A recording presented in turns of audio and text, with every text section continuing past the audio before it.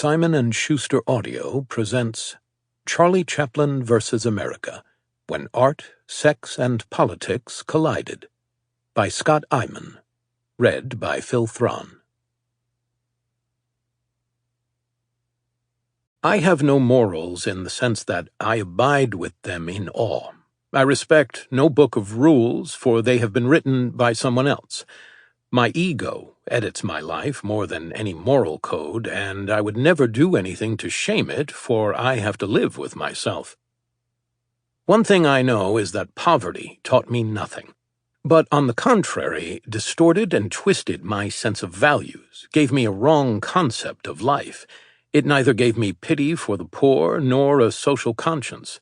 Its general effect was a numbing of the senses, as one used to see of the derelicts sleeping on the Thames embankment on winter nights. I remember shaking an old lady and give her 5 bob to get a bed.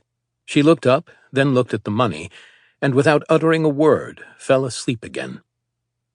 From an abandoned preface to Chaplin's My Autobiography. Prologue.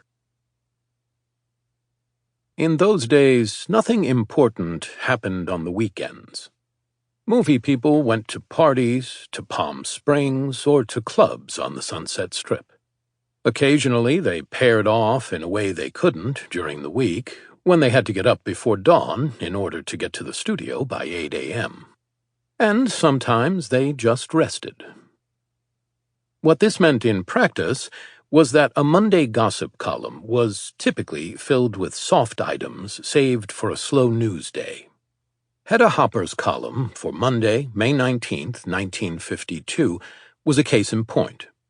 Ava had a party of 10 to put Frankie in the groove at the Grove, and photographer Jaime Fink covered him from every angle. Phil Yordan's Edgar for the detective story screenplay was stolen from the detective, bringing it to him by train. So Phil's hiring a detective to find it. Hopper's lead item seemed to fit right in. Charlie Chaplin has his return visa, and he's all set for Europe in September for the Primes of Limelight in London and Paris. Una goes along, but the kids stay behind in Beverly. In fact, the item was not a space filler so much as one of those barely perceptible tremors that precedes an earthquake. A day or two after the item ran, Hopper sent a clipping in a letter addressed to California Senator Richard M. Nixon. My dear Dick, the enclosed about Charlie Chaplin is very distressing. He tried to leave the country a year or so ago. Sample complete. Ready to continue?